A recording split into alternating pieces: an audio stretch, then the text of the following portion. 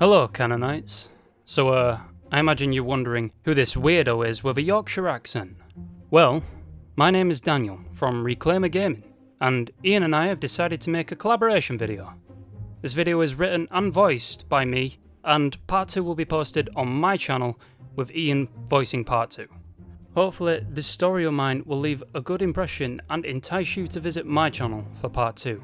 I usually write lots of videos just like this one, and I'm eager to hear what everybody thinks. Make sure to leave plenty of comments and likes for the channel. Anyway, thanks for the opportunity, Ian. Alright, let's get started.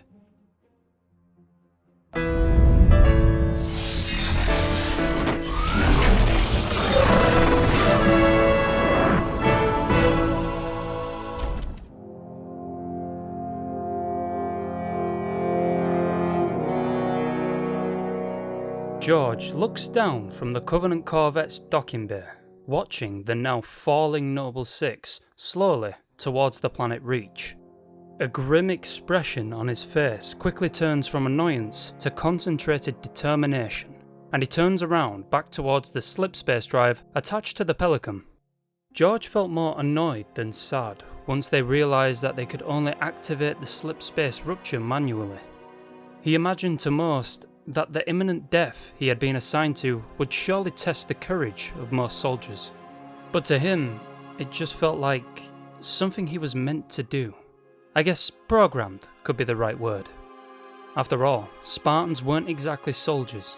They were more on the lines of literal killing machines. George looks down at his hands, his true tools of destruction. Maybe a Spartan can be classed as a different race of human. As he wonders, the faint sound of beeping from his fallen helmet can be heard on the deck. His mind is quickly snapped back to reality. It would be a good idea to check Six's position before lighting the space-ripping candle. He bends down and stares at it for a moment before picking it up. As he inspects the scratches and spatter of burn marks, he can clearly hear warnings from the dumb AI that Noble Team had been provided with. George slips the helmet back on, and the warning beeps quickly cease. Noble 5, incoming transmission from Colonel Holland. Please respond. He shuts the comms channel down. Dot, give me coordinates on 6. Noble 6 is currently 600 feet from your current location. And what's the predicted size of the slipspace rupture? The AI takes no time calculating the exact size of the initial detonation size. This particular slipspace drive, without direct connection to the Savannah's engine systems, will have a blast radius of 900 feet. George moves back over to the shielding of the docking bay and stares down at the scarred planet of Reach. He huffs out a breath. Visla, Sazel. Noble 5, please repeat. George snaps a reply back to Dot, as if answering her question with a false answer. Track 6's descent. Alert me when he's out of harm's way. According to Noble 6's trajectory, he should be within safe distance in approximately 17 seconds.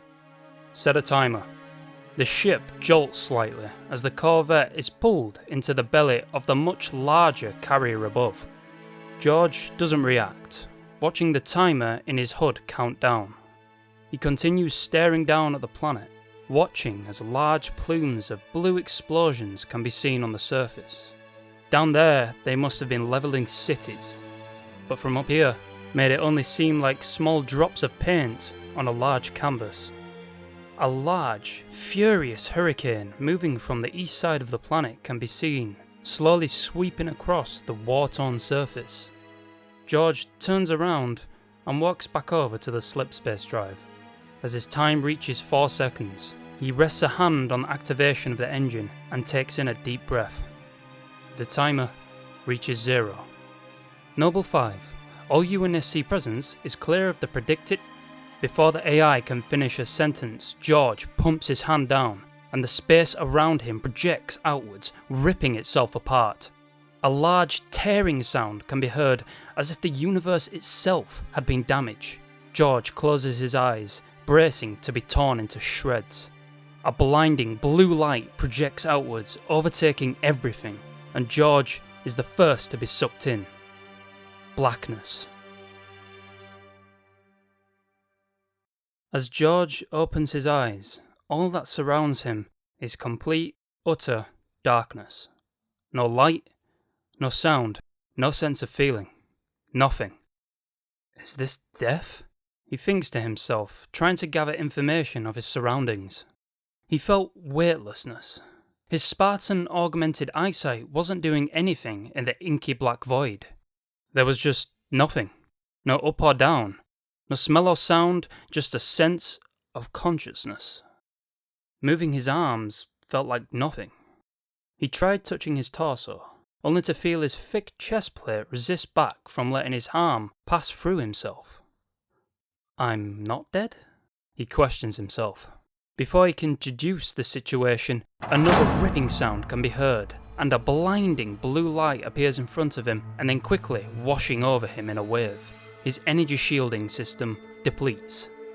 He watches as other objects that seemed to be floating around him reflected the light. It looked to be sections and corridors of a Covenant carrier.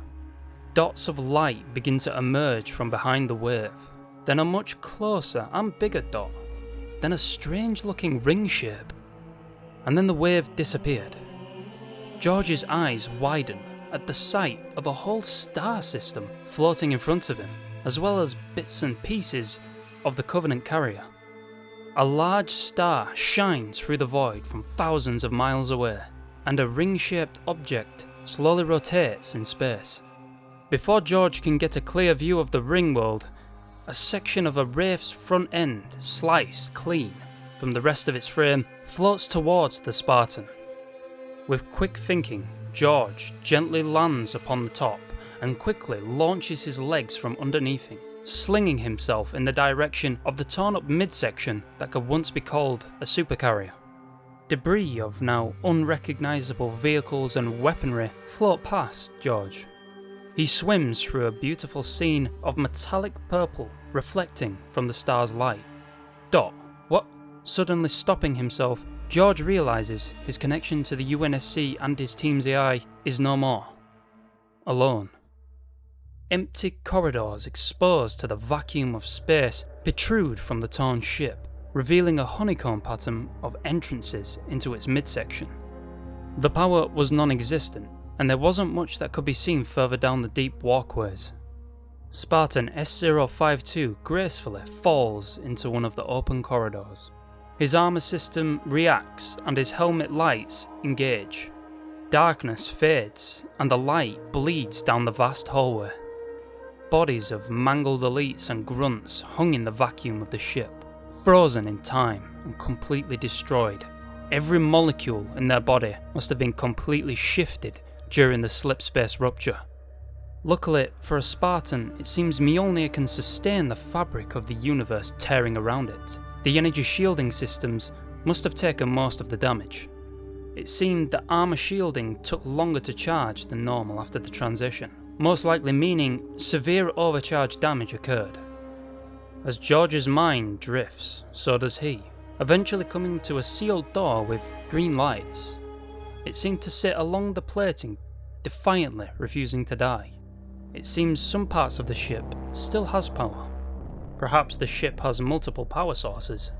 Reaching the door quickly reveals that it was airtight. As George floats through, the oxygen once behind the door begins to quickly rip out into the vacuum.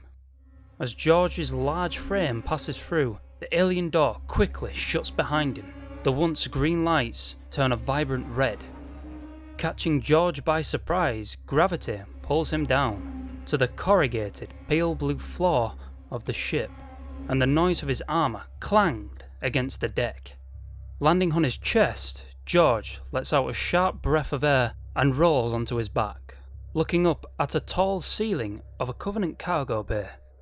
Something quickly grabbed his attention as red blips on his motion tracker seemed to dance around, as well as a red dot what seemed like inches away flashed red. Before he can make any sense of it, an elite in minor armour appears in his field of view, looking down onto the Spartan, its mandibles spread out angrily in a predatory manner. With lightning speed, George swings his right arm, catching the leg above his shoulder and pulling with all his might. The Sangheili collapses down to the ground, now down alongside George. A roar escapes the elite's lungs, and George quickly rolls on top of it and slamming his fist down into its face with unrelenting force. The screams become swiftly silenced and drowned out with a pulpy meat sound as George's fist penetrates halfway through the elite's face, leaving purple blood to spatter onto the Mjolnir's red visor. Without moving from atop the elite, George looks up, his right fist hanging for another face strike and his left still buried into the elite. More Covenant gather round, readying weapons and charging his way. Without a weapon to retaliate back with, George quickly grabs the holstered plasma rifle on the thigh of the now destroyed corpse and quickly begins firing in the direction of the clustered Covenant whilst running to the nearest cover. As plasma bolts scream past, an elite with an energy sword quickly advances, catching George at the improvised cover. The elite swings and the blade swiftly cuts past George's helmet, missing him by millimeters. A fizzing sound of burning can be heard as the sword penetrates the organic-shaped pillar that the Spartan hides behind. Without a second thought, George dives towards the elite, grabbing its now unarmed arm and pulling it around, pinning its large limb against its own back, restraining the hulking elite. George pushes outwards around the pillar, plasma rifle in one hand and elite in the other being used as a Sangheili shield. Bolts of hot plasma quickly begin peppering the elite, and George with careful precision begins picking off the large number of grunts as they panic fire at their own commanding officer. One by one the incoming forces are taken down. Methane explodes outwards, releasing a vicious hissing sound, causing some grunts to knock into each other and combusting quickly after.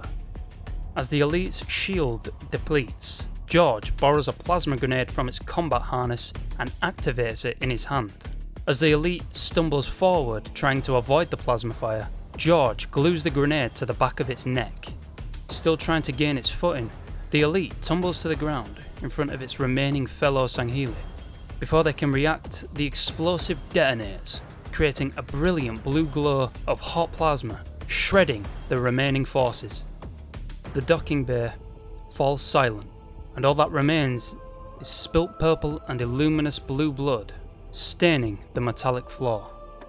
As well as a few remaining Covenant vessels, it seems that a few phantoms seem to have survived the warp. George relaxes as he checks his motion sensors. All red dots had ceased. George walks to the edge of the docking bay, where the shielding is activated. He looks outwards towards the oddly ring-shaped world. As he continues to stare, he notices a few scattered phantoms floating in its position. He turns around and looks at the remaining phantom in this bay. Guess I know where I'm going next.